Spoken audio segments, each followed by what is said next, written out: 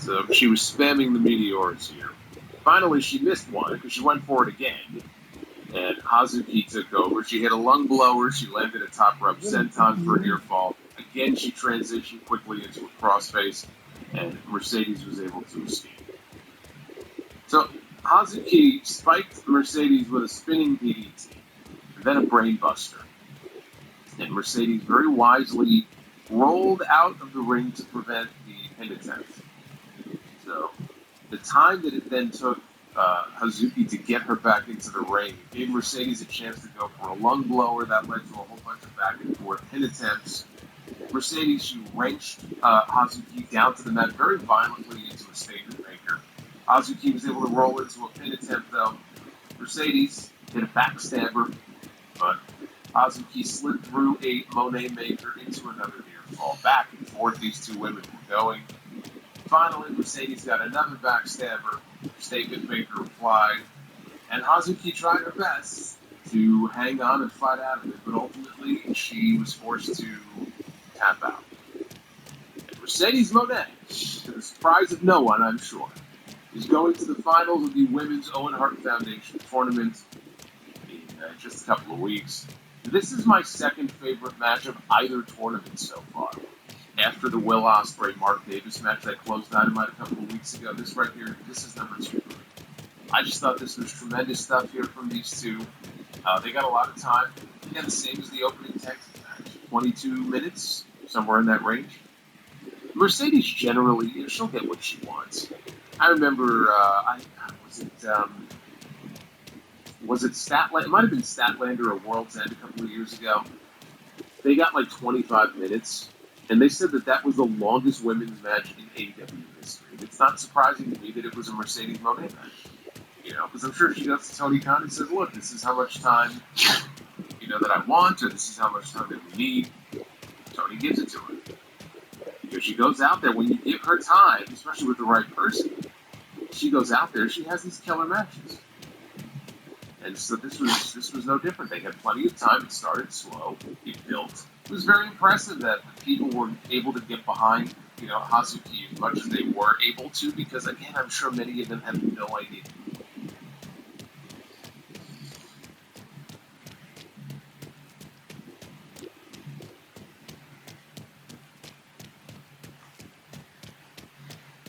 It's what it is.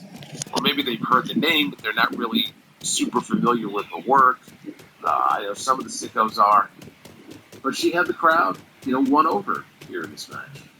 And they just worked well together. They just gel well together. But the outcome here was never in doubt. Baseball is back, and BetMGM, official partner of Major League Baseball, is bringing the heat all season long. Step up to the plate all season with Swing for the Fences, the free-to-play game where every swing could score you rewards. We're talking parlay boost tokens, odds boost tokens, same-game parlay boosts, and even bonus spins, all season long. And the action doesn't stop there. Get more out of every at-bat with MLB same-game parlay boosts. Stack your bigs and boost your potential payout. Plus, lock in bigger value with MLB odds boost tokens and MLB parlay boost tokens all season long. More boosts, more swings, more chances to win. Download the BetMGM app and step up to the plate today. See BetMGM.com for terms. 21 plus only. Promotional offers may vary by market. Subject to eligibility requirements. Rewards may vary. Gambling problem? Call 1-800-GAMBLER. Available in the U.S. For New York, 877-8-HOPE-NY. Or text HOPE-NY 467-369. For Arizona, 1-800-NEXT-STEP. For Massachusetts, 1-800-327-5050. For Iowa, 1-800-BETS-OFF. For Puerto Rico, 1-800-981-0023. In partnership with Kansas Crossing Casino and Hotel. This is Dan Beyer from Fox Sports Radio. It's Toyota Truck Month. Time for a truck that works as hard as you. Tacoma, Tundra, built for the job and ready for the trail. Available with four-wheel drive and connected tech, all backed by legendary Toyota reliability. Visit your local Toyota dealer for great financing and lease options available to qualified customers. Or visit buyatoyota.com to find your truck month deal today. Toyota, let's go places. So now we look ahead. And on Collision this coming weekend, it's going to be Athena on the other side of the bracket wrestling Maya World. Maya World had a nice story last week, as sad as it was. brother passed away. She was not supposed to be in that match, but Sari was not medically cleared. She had brought her tag team partner along with her from Japan. She was going to sort of pinch hit for her, but Tony Khan made the decision to go with Maya World. She went out there with Sky Blue. They had a very good match last week. And Maya World pulled off the big upset win. So she gets to go at least one more round deeper into the tournament. But her tournament run should come to an end this weekend. I mean, I'm glad that she's getting the opportunity to go out there. I think they're in Texas. And Mercedes is, or not Mercedes, but Athena is from Texas. Maya is from Texas. Should be a good match, but the only match I want to see at Forbidden Door, it is not Maya World against Mercedes Bonet. It is Athena against Mercedes. We got it one time on Dynamite over a year ago. It was very good. And now you put them in the ring on a pay-per-view in a tournament final, and you probably give it at least 20 minutes. They're going to have a fucking kick-ass match.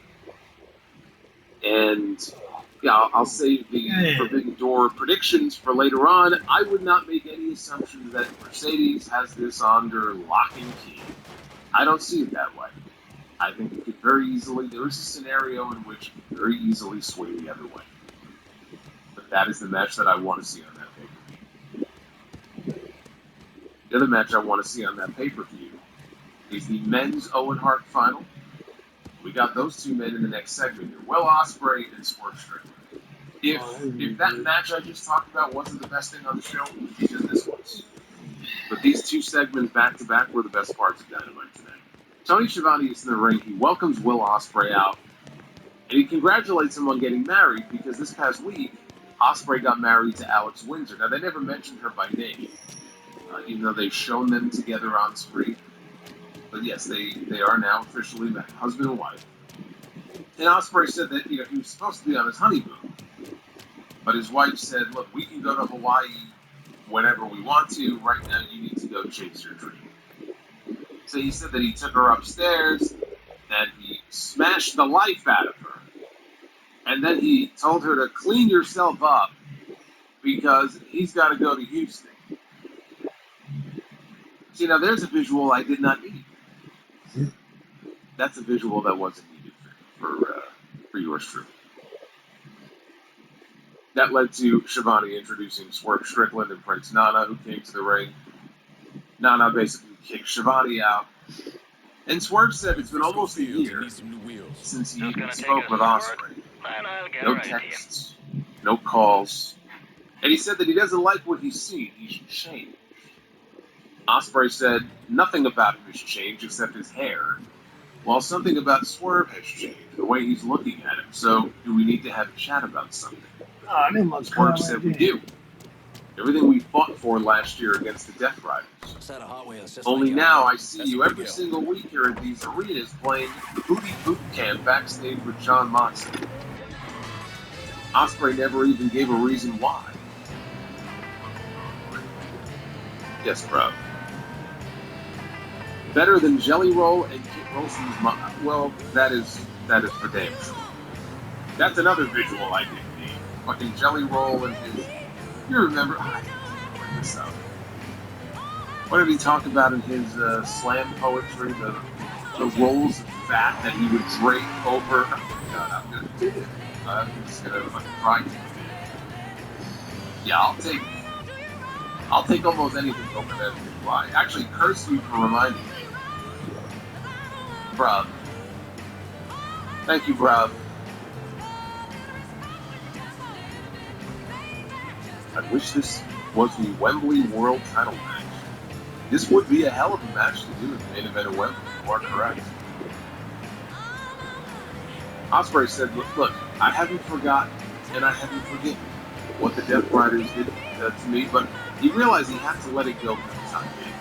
And he said it's working. His neck feels great. But speaking of the night that they snapped his neck, Ospreay said he saw Kenny Omega. He saw the Ops. He saw Darby Allin trying to climb into the cage to help him.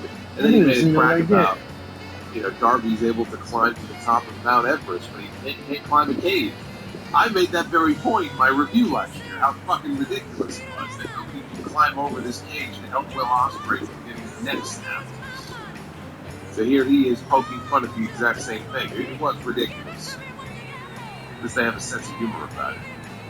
But the one person he did not see attempting to help, no Swerve Strickland. Swerve was nowhere to be found. Where were you? But he understands Swerve tore his knee out towards meniscus. They took the Young Bucks out of power last year at All In Texas, and he said that he needed help to get the championship off of Jon Moxley and onto Hangman Adam Page. Strickland didn't help him. Will ended up in a hospital that night. He saw the footage, and then Swerve came out to help.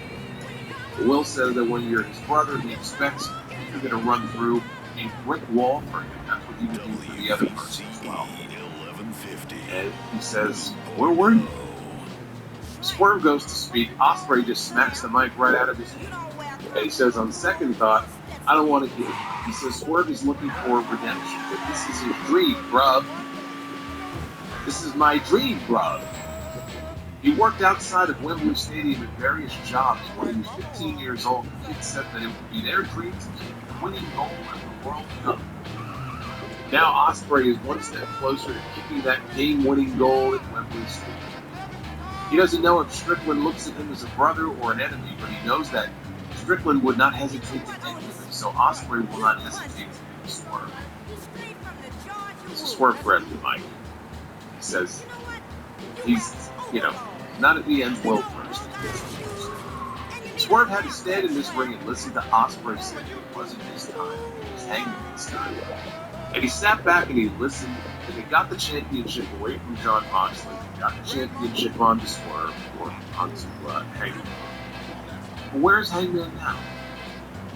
He said, hell, Hangman can't even challenge for the world title anymore. So all of your hard work was for nothing. So now you expect Swerve to just step aside so that you can take my spot. Fuck that. And they censored the audio. But I can read lips. Just like Roman Reigns and Jacob Fatu on Monday night. I can read lips. I know what he said. So Strickland said that he had veterans push him around when he was younger, and he had to sit at home for 6 weeks when he was the AEW World Champion because weak-ass egos got in the way.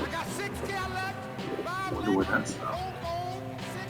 But he throws Molotov cocktails into the system and enjoys it. Every time they step in this ring, they raise the bar. One thing is for certain. He says that he will be victorious over Ospreay, as he has been unable to beat Swerve for the last 10 years. And when Strickland mows over Ospreay and he wins the world title at Wembley, maybe Will could challenge for it, but Swerve can beat him again and again and again. This Will Ospreay is not better than him on Swerve's worst day, his fragile ass neck. And that was just one crack too far for Ospreay. He punched Swerve in the mouth, knocked him down on his ass. Prince Nana handed Swerve a chain. And he was going to use it until the Death Riders came out. And Moxley, Garcia, Marina Shafir, Pac, they all surround the ring. And Swerve said to Ospreay, he said, you're right. You really have changed. And he walked up the ramp. And he took his leave. Ospreay left with the Death Riders through the crowd. Daniel Garcia looked to be upset with Ospreay, I guess that he didn't put a bigger beat down maybe on Swerve. And actually, in the back after this, Garcia was berating Ospreay. He was asking, what are you going to do about, you calling me fragile? So Ospreay slammed Garcia up against the wall, Moxley wall. He asked Ospreay, do you feel like you're in control? And he says he doesn't. Moxley said, it's only words. They use words when they have nothing else to use. He said, you're this close. Don't lose control. Don't lose focus. So at that point, Ospreay let go of Garcia. I thought this was a very strong promo. I really enjoyed this. Again, outside of the visual of Will Ospreay going around and smashing like he's Bruce Banner.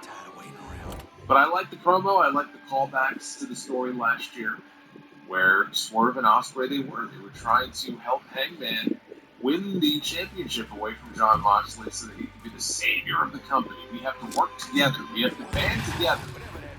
Even with the bad blood that Swerve and Hangman had in their past. have to help this man win the world title. We have to take that championship out of that briefcase, take that title away from the Death Riders. So I like them calling back to that. I like Ospreay calling back to the fact that Swerve, never showed up. He was one of the people that actually didn't show up to try to rescue him before he got his neck broken in London last year. So there's a lot of history here. The mention of their first match, the fact that Will has not been able to beat Swerve. I mean, the fact that Swerve beat him 2 years ago at this very pay-per-view. And that was a very different situation back then because at that point it was babyface. Swerve was very early in his world title run. They were trying to give him some credibility. And now here we are, 2 years later, it's a tournament final. The winner is going to the main event of Wembley. Swerve has been there. Ospreay is not. And we all know how this story ends, right? The story, at the very least, it ends with him punching his ticket to Wembley and being in the main event. It can't go any other way. Everything is being built around this. This entire story is building to Will Ospreay getting into the main event in his own country. Hey, it's Cavino and Rich Davis from Cavino and Rich. For 2026, Toyota is the best resale value brand according to Kelly Blue Book. It's Tacoma, Tundra, and 4Runner named the top 3 for resale value among all vehicles by KBB. And with special financing available in your local Toyota dealer, you can enjoy affordability today, while great resale value can mean thousands more in your pocket when it's time to sell or trade in. Shop Toyota.com to find out more. Vehicles projected resale value is specific to the 2026 model year. For more information, visit KellyBlueBooksKBB.com. Toyota, let's go places. At Giant, when budgets are tight, we keep our communities knit even tighter with every way to save on all the meals you crave all year long. These targets are gonna go. All the stuff with the Death Riders, I'm still expecting there to be a match. Maybe there won't be, but I'm still expecting there to be a match between Moxley and Ospreay. It's like, this is your final test. That could be a redemption. Not for the Continental title. The Continental title has nothing to do with any of this. But just to get them in the ring together so that Will can get that win over Ospreay. Now, or over Moxley. The only reason maybe they wouldn't is if Ospreay is going to win the championship at Wembley. Maybe they want to set up a program post-pay-per-view coming out of Wembley where they work together for the world title. They don't want to give it away now. That's possible, right? Because he's going to need people to work with, other than maybe Swerve and MJF. And Moxley may well be one of those people. They could be playing the long game here, where it's like, all right, at some point you see we're going to wrestle for that world championship. But I really like this. I thought this was, in terms of giving us something to, I think, get you more invested or excited or interested in one of the matches on that pay-per-view. To me, anyway, they haven't done a great job with most of the other matches. This is the sort of thing that you want, right? To get people hot for a match. I thought they did well. I thought they succeeded in what they were trying to do. And then we had the main event.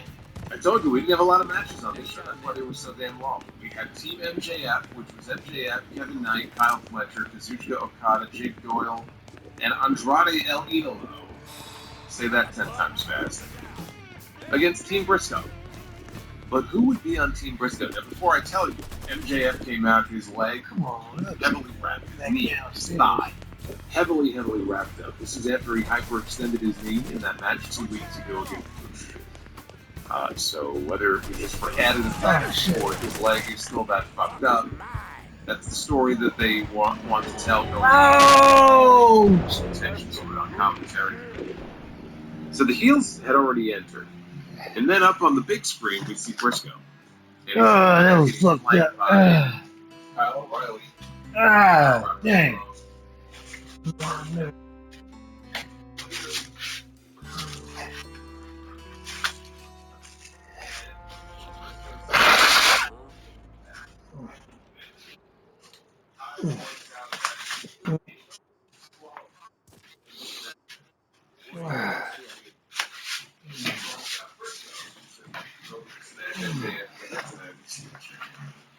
But he says, we got 2 Parkers here, in addition to the 3 that you see here. Actually, the 4, I'm sorry.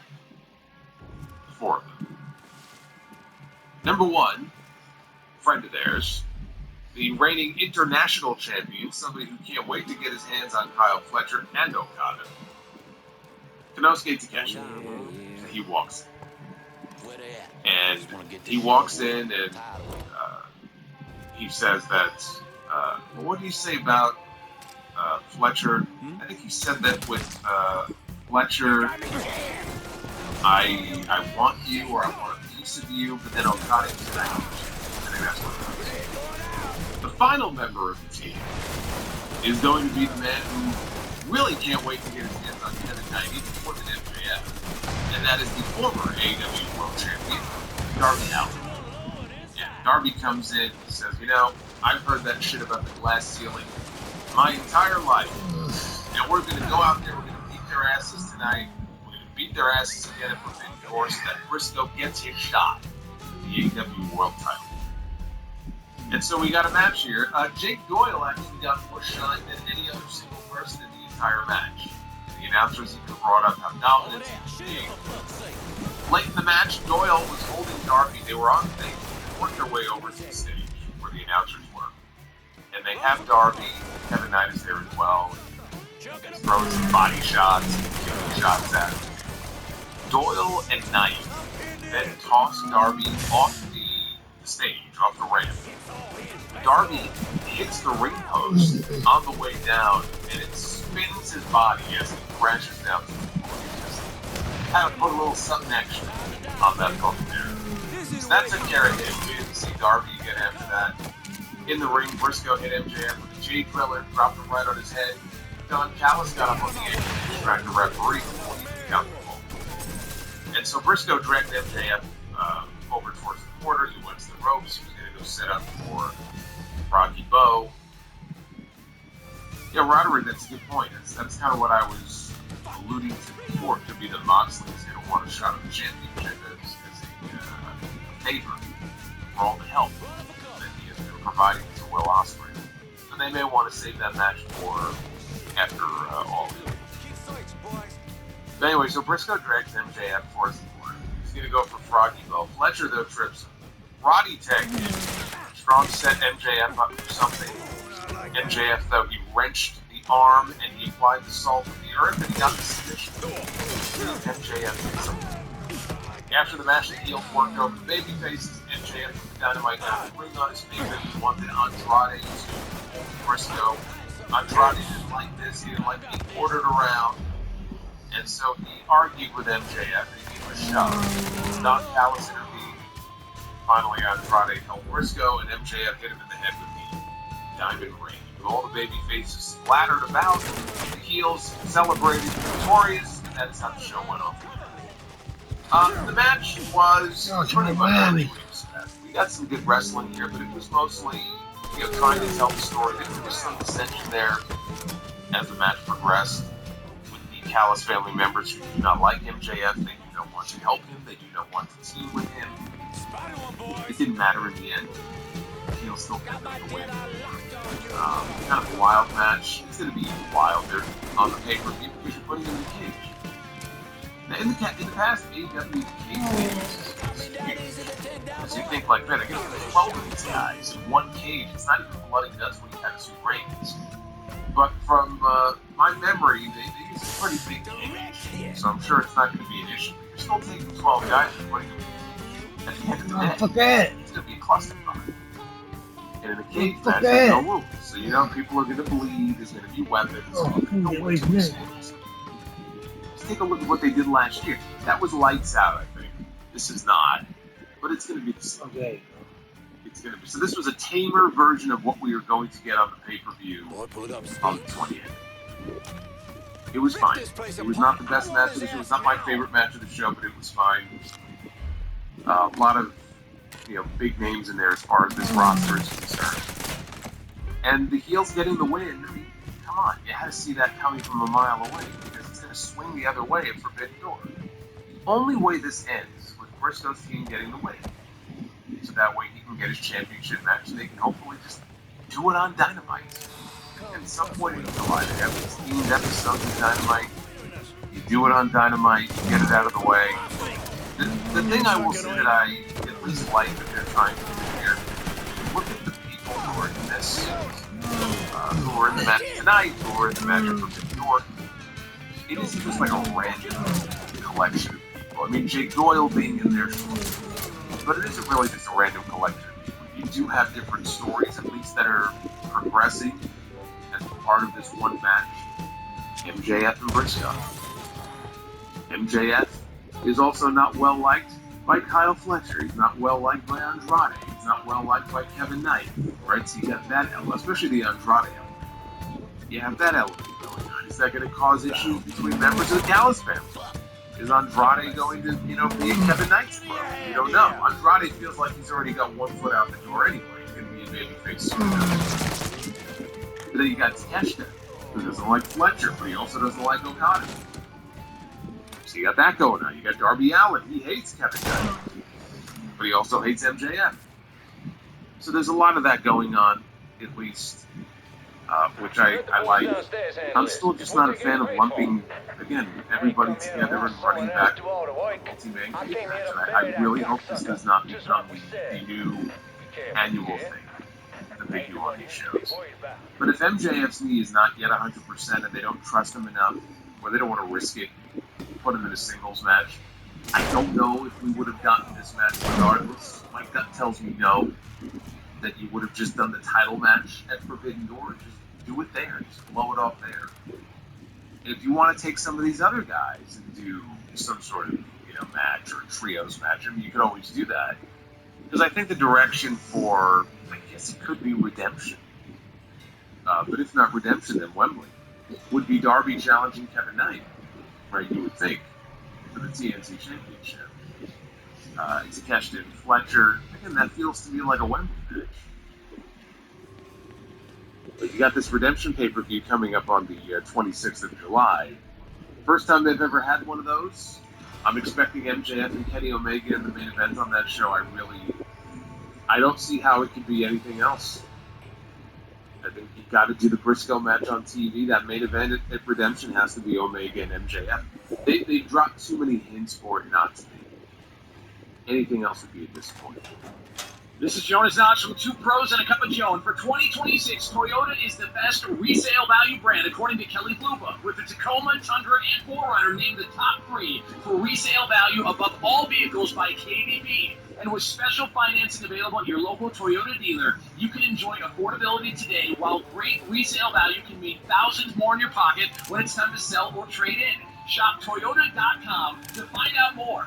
Vehicles projected resale value is specific to the 2026 model year. For more information, visit Kelly Blue Book's KBB.com. Toyota, let's go places. At Giant, when budgets are tight, we keep our communities knit even tighter with every way to save on all the meals you crave all year long. Giant, this is home. So there you go. I really liked a couple of the matches on this show. And again, if you did not see the promo with Ospreay and Swerve, I would go out of your way to go take a look at that. Outside of that, pretty average episode of Dynamite. Basically what you would have expected. Take a look at the wheel goal was 550 for those who joined late. And we are currently at 358. Admirable efforts. It does not look like we are going to be doing any Be the Booker tonight, so unfortunately, Be the Booker will have to wait until at least Monday. But I will not be here on Friday for SmackDown. I will be in Chicago for House of Glory. Blitzfan says today marked 8 years since Alexa Bliss's last world title win. Well, if anybody in the chat would know that, it would be you.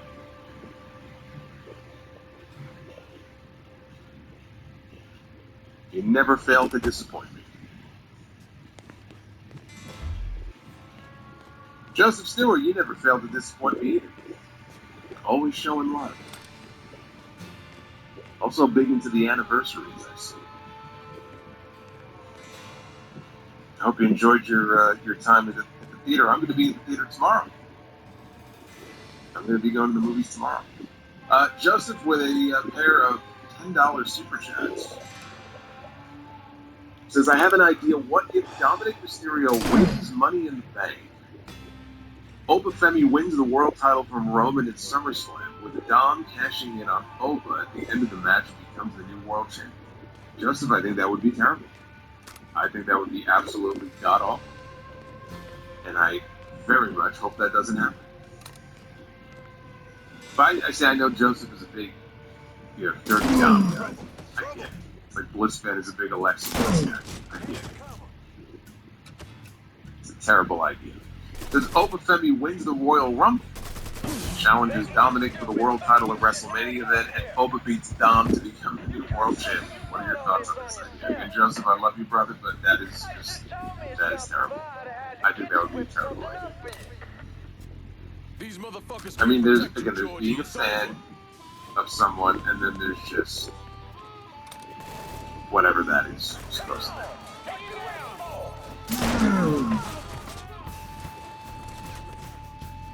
If they made a movie about Undertaker and Kane's characters, which actor is he playing, Undertaker or Kane?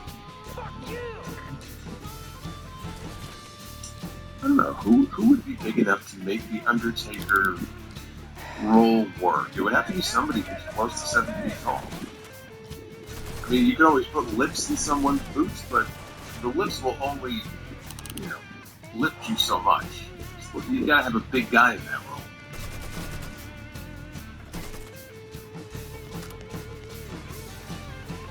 I don't know. I don't know of any actors that would be able to, size-wise, pull that off that I care enough to see in that role, like good actors. Do you think WCW 2000 is more watchable than what Triple H is doing in WWE right now? No. I think WWE right now is barely watchable, and I think WCW 2000 for the most part was just a pile of dog shit. And I actively avoid it whenever I see they've uploaded content from that era on the WCW Vault channel. I actively go out of my way not to watch it. It was dog shit then, it's still dog shit today. Is Sting versus Hogan at Starrcade 97 the biggest match in WCW history? I don't see how it is. Despite how it turned out, the answer is yes. The only other thing that comes close that I can think of is Hogan Goldberg at the Georgia Dome. That would be the closest thing, but Sting and Hogan was built up for a year and a half. So the answer is Sting and Hogan. Top 5 biggest feuds in WCW history. Sting and Flair. Sting and Vader. Hogan Sting. To me, those are like the first 3 that I think of. I don't know if you want to go maybe Dusty and Flair. I mean, at that point, it kind of gets a little bit frustrating. It's a little bit harder at that point. But for me, again, Sting Hogan, Sting Flair, Sting Vader, Sting being the common denominator, in case you couldn't tell. That's why they called him the franchise of WCW. He was the guy. Yao Ming as the Undertaker. Can Yao Ming act? So you're going to cast Yao Ming as a ginger from Texas. That's a bold choice.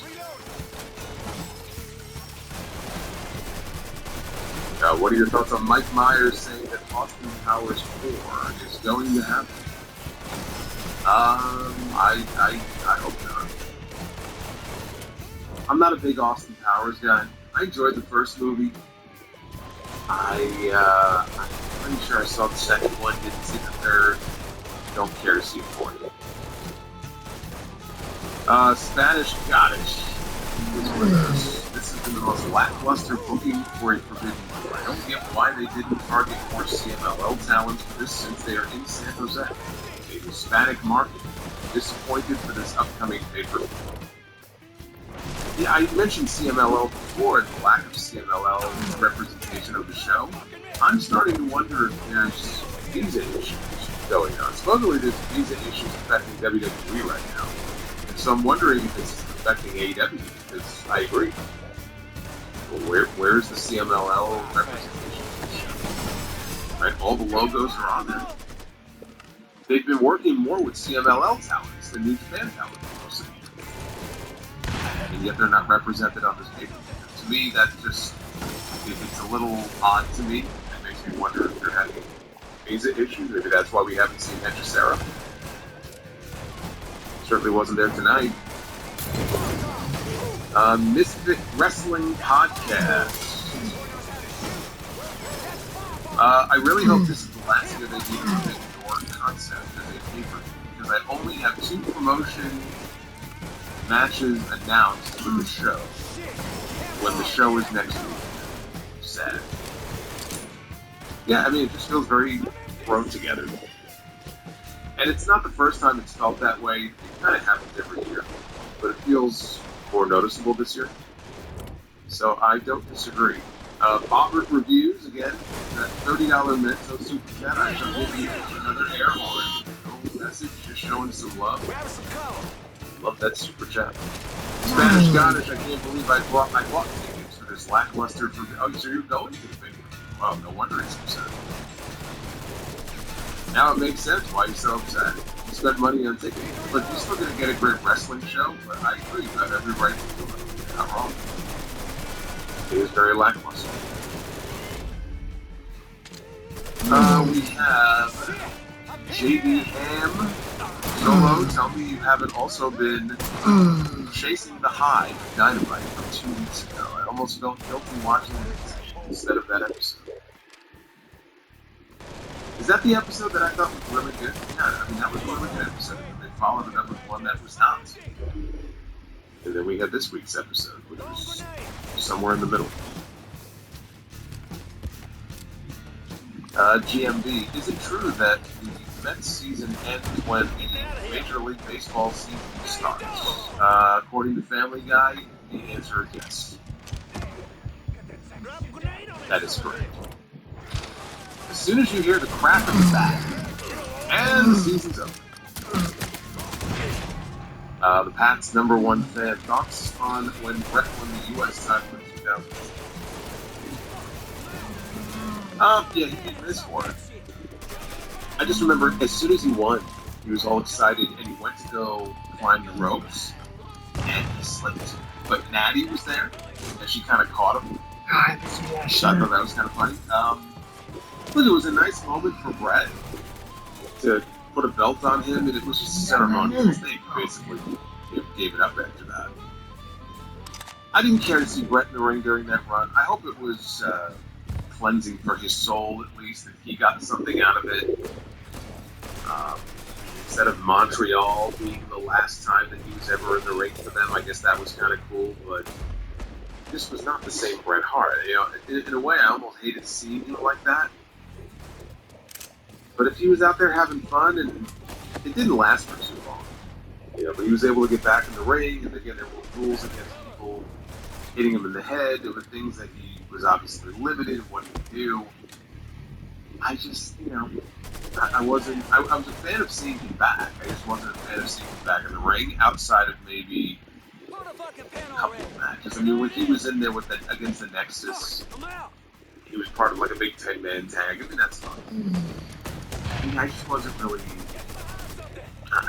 a fan of that run. This week's episode is sponsored by Wix. So you've got a little online storefront where you sell stuff. That's awesome. Nothing better than being a business owner or working for yourself. But you better make damn sure the user experience on your website is to keep people coming back for you. That's why it's so important to have a website that people want to bookmark and continue to visit. This is where Wix's Harmony editor comes to the rescue. Wix Harmony is an AI website builder that allows you to pick the site up quickly while making sure that it stays true to your vision of what you want it to be. And it meets all of your needs. The AI component is the difference maker here, but it's not the only component. It's not the only way for you to build your site. You still have the ability to edit manually and create the look and feel that you want. Ari is your personal AI agent, is there to help answer your questions and help get important stuff done. Click anywhere on your site and ask her to make changes instead of entering prompt after prompt. And before you know it, you'll have a site up that you can be proud of. Join the more than 280 million businesses around the world that already use Wix and try Wix Harmony right now to see for yourself at Wix.com/harmony. That's Wix.com/harmony. DJ Slim, could heel Andre against babyface Brad work as old school attractions versus the new generation wrestling? Would Brett give Andre the best match of his career? No. I mean, you're talking about Andre at the tail end of his career when he could barely move. Like, he wasn't mobile. He couldn't move. Nobody was giving Andre a great match at that point in his career. I don't care if it's dude. It could have been Ziggler in there bumping his ass off. It could be Will Ospreay in there. But 96 Shawn Michaels in there. Okay, you could Kenta Kobashi. Pick your poison. There's nothing you can do with that. Oh, come on! No one was going to get a great match out of him. Damn, these motherfuckers spawn right out that fucking door and shit. Leo, honest question. Damn! Am I delusional? Thinking that Kiana James is going to Fuck, be man, how many motherfuckers is I it? don't think you're going to come. Spawn right out that damn door I was hiding it. But Fuck! notice Kiana and Roxanne Perez are booked pretty similarly in terms of their wins and losses. Really? I mean, I haven't noticed anything. I've noticed Roxanne hasn't won a match on TV since December. I noticed that. But I think the potential for Kiana to be a world champion on either show it's not something that's going to happen this year. But I do think the potential is there for her down the road. A lot of it depends on her development. And there's no house shows, so she's not working that much, and that's a negative. That's a bad thing. She's at a point in her career right now where she needs to be in the ring multiple times a week, and I don't just mean at the PC. You know, that's very different than being in front of a live audience on the road. She and a lot of these other women, a lot of these other wrestlers are just they're not getting that. And so it's kind of like trial by fire on TV. The problem is she's barely in the ring on TV. How are you supposed to improve and get better if you're not getting that ring time in front of a live crowd? That is the drawback of scaling back so much on the live events. There has to be a happy medium there. So I think it's going to take a while, but I don't think you're crazy for thinking that. Anyway, thank you guys. We came very close to 400 likes, but the wheel had other plans for us tonight. The wheel said 550. If you don't like it, tough shit. And that just wasn't. Damn. So Fuck. we will try again next time. On Friday, I will be in Chicago, calling House of Glory, big Inferno event coming up in Logan Square Auditorium. That's a big match on that show, possibly the next TNA World Heavyweight Championship. Yes, Nick Nesbitt is going to be challenging the HOG World Championship. Oh, come Charles on. Mason, Ricky Sosa. We finally got him. Motherfuckers on this one He's coming in, motherfucker. making Shit. He's going to be taking out the Amazing Red. Shotzi and Steph Delander. I mean, it's a bunch of great matches. Mustafa Ali defending the TNA International title on a House of Glory show against Rich Swann. And of course, Ali is from Chicago, so he's going to be the hometown favorite. It's going to be a fun night. All my shots, all my money on HOGWrestling.net. this one Tickets, I don't know how many are even left, but go All check my and see shots, if there one are any motherfucker. left. It's going to be a lot of fun. If not, you can watch it on Triller TV, but I will not be here for SmackDown. So I will see you for the Sound Off, episode 968, which is coming up. Hey, Brian Garcia, welcome to the channel. Welcome, brother. You can go back and watch the review from the beginning and all the other content. I hope you enjoy your stay. But yeah, the next time I'm live here will be Monday night. For the World Post Show, we'll try again. That's all we can do with Be the Booker. We'll try again and see if we hit the goal. Joseph is back. Just when I thought he was gone, he came back. Look at this. I'm back, Solomon, sir. I have a question. Why didn't Sting go back to Surfer Sting in late '99 like Hogan went back to the red and yellow? It's a fair question, because at that point, see, when I think of Surfer Sting, I think of the flat top. And the flat top was not coming back. And he was still kind of Surfer Sting for a while when he grew his hair out, like in '95. I did the Sting gimmick. Why would you change from that, right? That he was one of the coolest characters of the entire company. Whether it was the black and white Crow, whether it was the black and red Wolfpack, I think it would have been foolish for him to change and go back to it. Hogan was going to build the red and yellow as long as he could. You know, he would get away from it, then go back to it. So that doesn't surprise me. But, nobody at that point really collaborated for the return of Surfer Sting. Because this version of Sting was cool. You know, why would you change away from it? that far back. Also, was Sting a bigger draw than Goldberg? No, as peak Goldberg, as white hot as he was, he had a shorter run than Sting did. I highly doubt Sting was a bigger draw than Goldberg. But Joseph, thank you. Thank you for the final question. Yes, Ricky, thank you for bringing that up. So I mentioned Raw. Next Monday. Raw is airing earlier again. They're in London. They're in London. Before AEW was in London in August. WWE is in London. And so that's going to be a 2 p.m. Eastern start for Raw. So be aware of that because I'm pretty sure I'm going to do what I did last time, which is go live right after. So Raw goes, 2 p.m. to 4:30-ish, probably 5 o'clock. Next Monday, we'll do an early stream. If you want to join live, be here early. I think after that, we're back to normal. I think the schedule basically is back to normal after that. I could be wrong, but I think the international tour is basically over. Yeah, and took the bodies of guns. So, thank you for reminding me.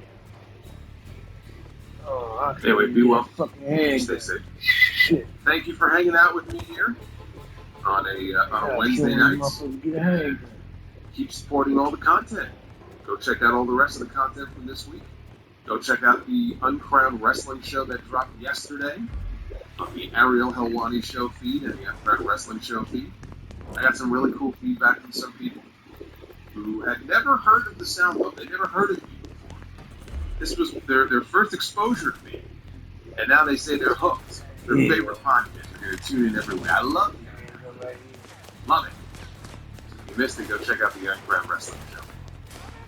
Congrats to England on your big World Cup win earlier today against Croatia. That's all. I don't know where things are right now with Uzbekistan and Colombia. Colombia's doing well. I have been to Colombia. I've never been to Uzbekistan. Don't think I ever will. But I have been to Colombia. I left a piece of myself in Colombia, if you remember that story. Anyway, enjoy the World Cup, and I'll see you back here on the channel very soon. And this weekend for a brand new sound. Until then. Hey, it's Lunchbox from the Bobby Bo Show. You know what nobody brags about? They never brag about their car's resale value. 2 years later, when it proves you made the right call. And Toyota's making that choice easier than ever. For the 6th year in a row, Toyota was named the best resale value brand by Kelly Blue Book with Camry, Tacoma, and 4Runner all earning Best in Class. Because when you buy a vehicle that's built to last, you drive away with value you can count on. Shop Toyota.com to learn more. Vehicles projected resale value and best resale value awards are specific to the 2026 model year. For more information, visit KellyBlueBooksKBB.com. Toyota, let's go places. From Capitol Hill to today, Giant is bringing the love to play, collect rewards and more that work online or in store. To make saving all year long. Giant, this is home. You never know where your next unforgettable experience will pop up. That's why bringing along an American Express card opens the door to rewards wherever you go. Morning coffee run with an old friend? Earn cash back. Weekend getaway, earn miles. Dinner at the hottest restaurant in town? You get the idea. No matter the place or the plan, Amex rewards your inner explorer. Learn about card options at AmericanExpress.com. Terms apply. Another gun.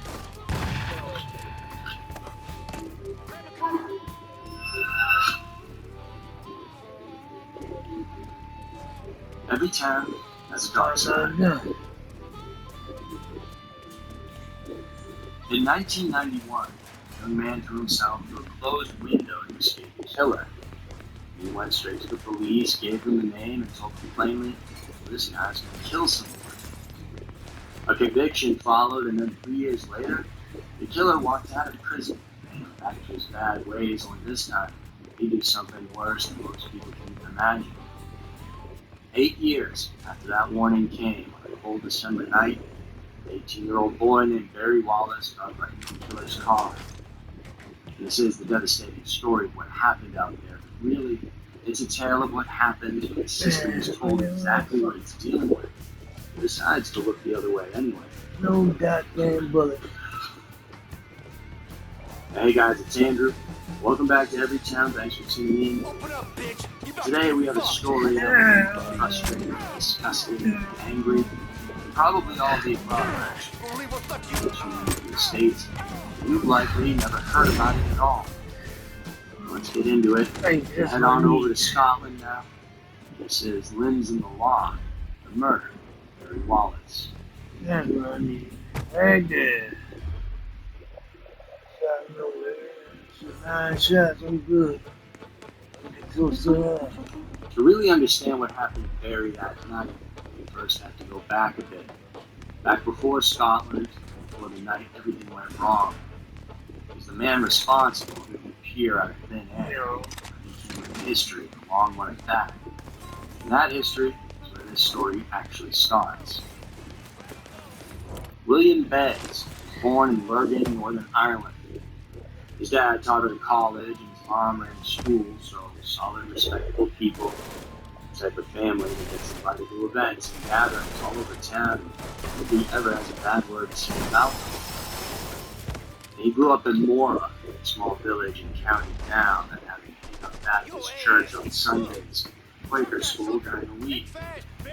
He played the organ at those services, and sat right up front in full view of the congregation, proudly in his part.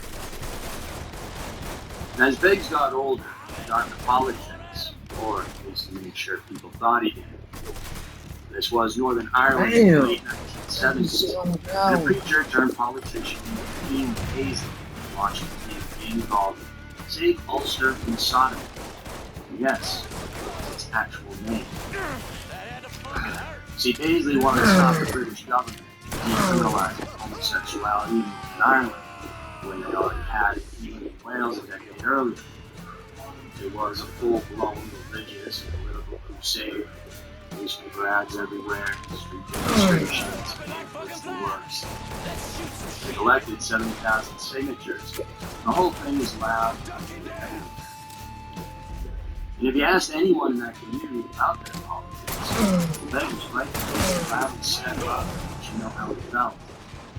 He was a vocal supporter of the campaign from start to finish, publicly and performatively opposed to homosexuality at every opportunity. He wanted everyone he came across to know exactly where he stood, which, if he was doing in private, all that more calculated. Because by night, well, Beggs was nothing short of a sexual predator whose target was getting night. Nah, you missed. The contradiction was total and deliberate. That public face he put on was a shield of building since adolescence, brick by brick. The higher he was about it in public, the safer he felt. His first known act of violence was as a teenager, cutting another boy with a knife there in the kitchen. He went nowhere, just sort of got absorbed. Ran out of fucking bullets. Go like that. People who brush Damn. aside rarely Ran out understand of what bullets. they've just let walk until it's too late. Eventually, he was forced out of Northern Ireland entirely. Precise circumstances aren't fully documented, but accounts suggest that a parliamentary groups had become aware of what he was doing in his downtime, which made his continued presence in the community impossible. So, he moved to England. New place, but same man. And he was educated, articulate, and he knew exactly how to present himself. He'd been practicing that for years. He settled into a new life east of England, and for a while, was enough to keep the mask on. And then in 1987, though, that mask came off.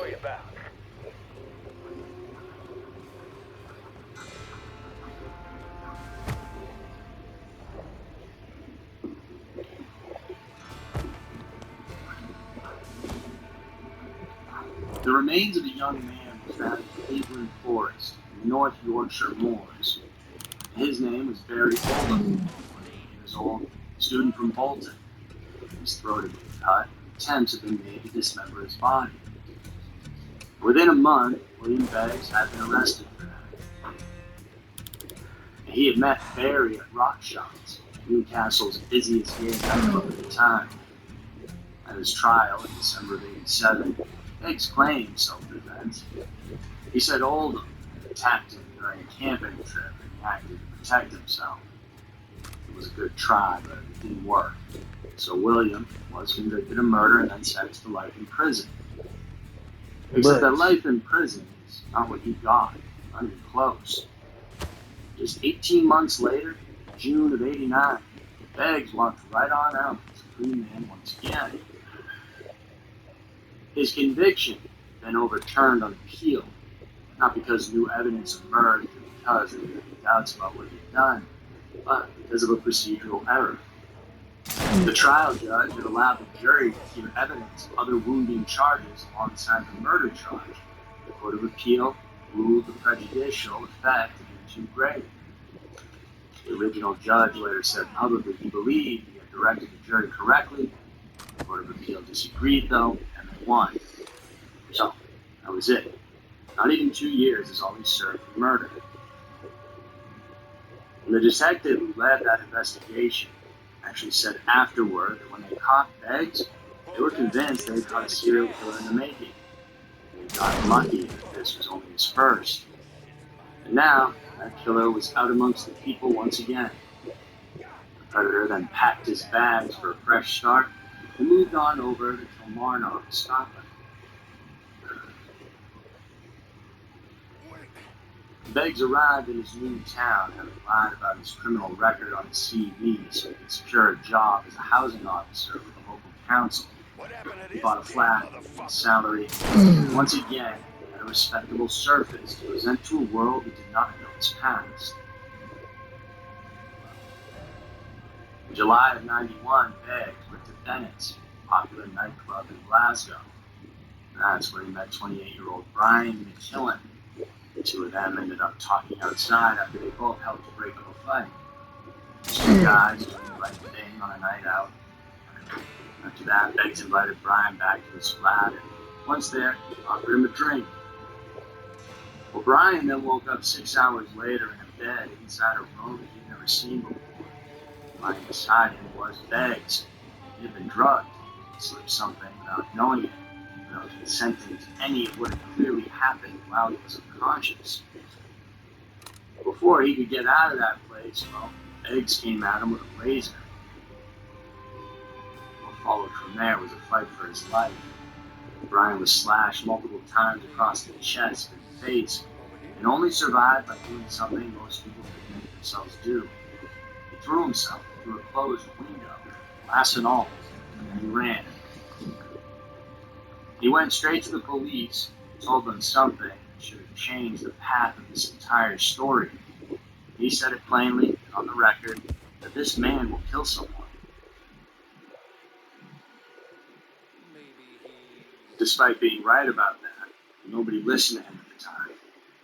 But once again, Beggs found himself in that familiar court setting.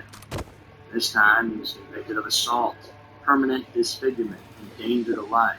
And for that, he received 6 years. Somehow, once again, Beggs wormed his way out early again. In the end, he only served 3. Released in 1995, he went back to that same flat, Dean Place, Kilmarnock. Once again, Beggs did what Beggs did. He rebuilt. He had shown himself to be extraordinarily good at this, absorbing consequence, emerging somewhere new. Same composed face, fresh set of credentials, new people who didn't know his name. And by 1999, 38 years old. Beggs was working at a call center, studying for a doctorate.